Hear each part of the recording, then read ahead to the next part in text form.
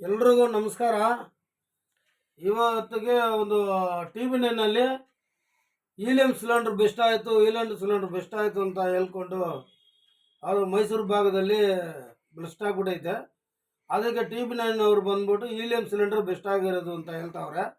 ಅದು helium cylinder ಇಲ್ಲ, hydrogen cylinder ಇಲ್ಲ. ಅದು ಬಂದು ಬೀಗಾರಿ ಅವ್ರು ಬಂದ್ಬಿಟ್ಟು ಅಲ್ಲಲ್ಲಿ ಒಂದು ಬಾಟಲ್ ಥರ ಸಿಲಿಂಡರ್ಗಳು ಅವರೇ ರೆಡಿ ಮಾಡಿ ಅದರಲ್ಲಿ ಕ್ಲಾಸ್ಟಿಂಗ್ ಸೋಡಾ, ಅಲ್ಯೂಮಿನಿಯಂ ಪೌಡ್ರು ಅದರಲ್ಲಿ ಹಾಕ್ಬಿಟ್ಟು ಅವರೇ ರೆಡಿ ಮಾಡೋದು. ಅದು ಈ ಬೆಲೂನ್ ಅವ್ರು ಮಾರೋರು ಎಲ್ಲೆಲ್ಲಿ ಇದ್ದಾರೆ ಅವ್ರನ್ನ ಹಿಡಿದು ಆ ಸಿಲಿಂಡ್ರ್ ಯಾವುದು ಅಂತ ನೋಡಿ.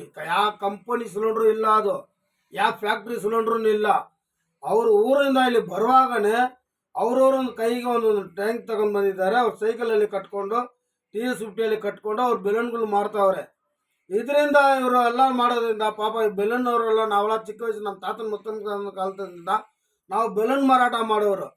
ಈ ಸಿಲಿಂಡರ್ಗಳು ಹಿಂಗೆ ಆಗ್ಬಿಟ್ಟೈತೆ ಅಂತ ನಾವೆಲ್ಲ ಕಂಪನಿ ಸಿಲಿಂಡರ್ಗಳು ಇಟ್ಕೊಂಡು ಮಾರೋರು. ನಾವು ಈ ಥರ ಯಾವುದು ಬಾಟ್ಲಿ ಇಟ್ಕೊಂಡು ನಾವು ರೆಡಿ ಮಾಡಿ ಮಾಡ್ತಾ ಇಲ್ಲ.